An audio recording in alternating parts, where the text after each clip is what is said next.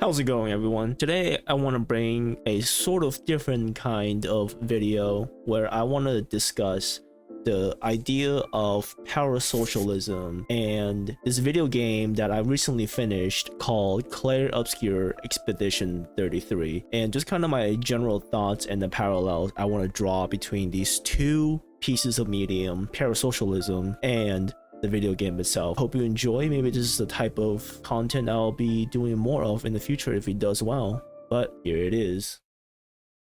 Parasocialism is a term that widely gained popularity during the COVID-19 times where disease ran rampant, the world was put in a lockdown, and where the whole human race looked to the online world to satiate its need to socialize. It is a term used to describe a one-sided relationship often viewed from a distance or a virtual space. Maybe you're very into a Twitch streamer or a YouTuber or celebrity and you feel like you know everything about this person, but the harsh reality is that particular person or celebrity knows nothing about you.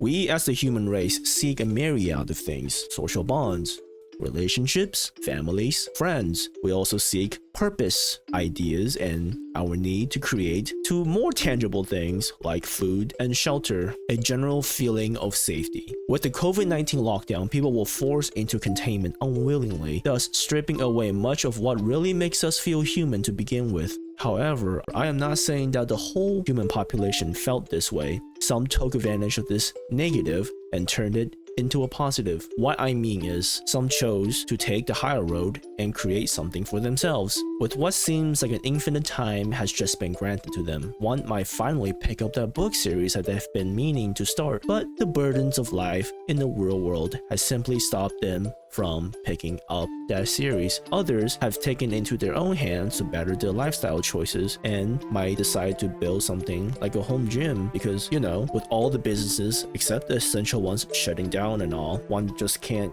get exercise at all in these times. I remember seeing all gym equipment, new and used, be out of stock because I too have tried to find old and used gym equipment to try and stay healthy during this lockdown.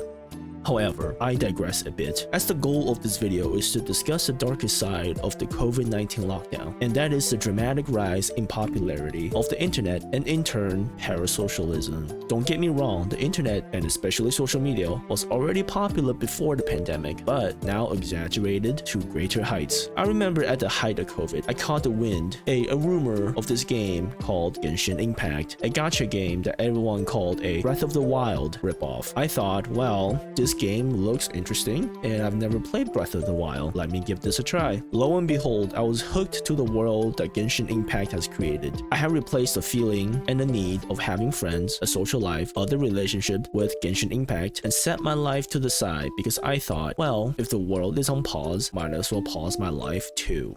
Crippled by the anxiety that the world has presented me, I saw an artificial world where my needs can be artificially met. Through my TV screen, I was presented with a vast and beautiful world filled with wonderful creatures, enemies, and companions.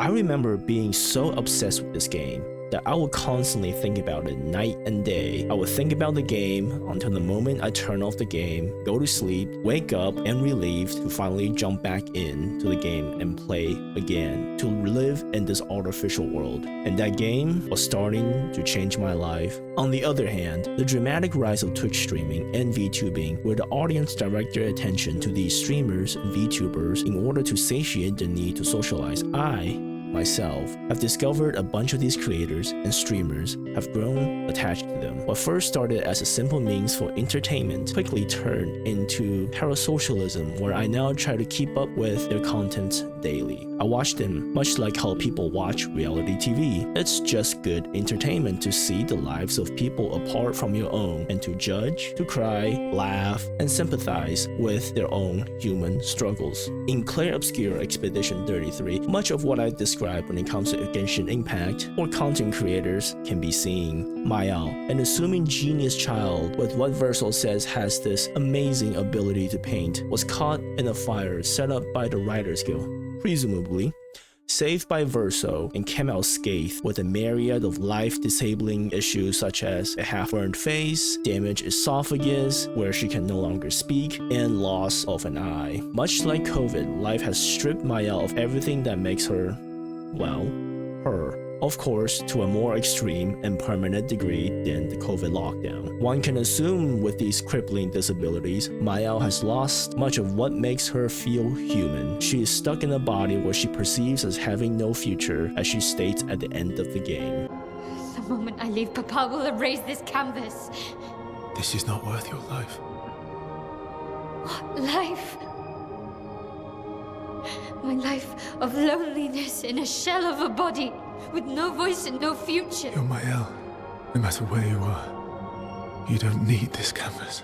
We as the player didn't know this yet, but the world of Clair Obscur Expedition 33 is a fake world, painted by the child mind of Verso and forced to stay as is by the paintress Aline, as a world where the family deals with grief in their own ways. It's a world where the Descendre family can enter whenever they please, and it looks like time works differently in a canvas than in the real world. Think of virtual reality like Sword Art Online or Shangri-La Frontier, where the player can enter an artificial world, fully interact with its environments, and do whatever the game or program has allowed its players to do, much like real life with its own rules and laws that govern us. We see a scene before Alicia, aka Mael, enters Verso's canvas where she has a moment of thought where she contemplates what a life in the canvas can be like.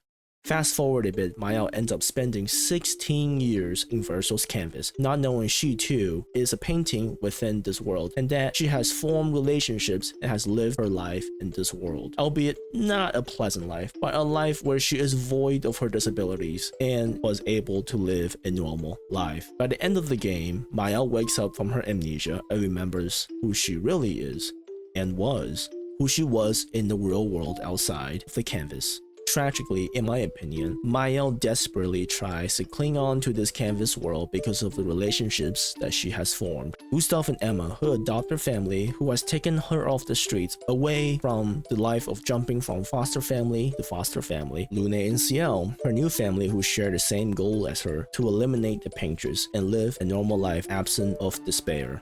Monago and Esquier, creations of Verso's childhood paintings based on their family dog and his plushie, respectively, and Verso himself, who sacrificed himself in order to save Mael from the fire. But ultimately, she clings on because this world is as real to her as her outside life. We play video games and follow the lives of celebrities and content creators because we want to escape from real-world responsibilities, emotions, relationships, burdens, just to name a few things about life. Mael, in my opinion, has chosen to run away from her responsibilities, her disabilities, and burdens of life and escape into the world of Expedition 33. Tragically, however, the relationships that she has formed in the canvas are just as one-sided and parasocial as it appears. These characters are not real and are just creations of the paintress and Verso. They hold no real-life repercussions. Some might argue, well, she's feeling these raw emotions and interacting with these characters. What gives me the right to call them fake and artificial? To that, I might argue, think about a really good TV show or a really good book with a satisfying ending that when you finish, you kinda just sit there, rewind, and review the whole plot in your head and just sit motionless and speechless because of the emotions that piece of media has provided you and how attached you felt to these characters, the themes presented, the plot, etc.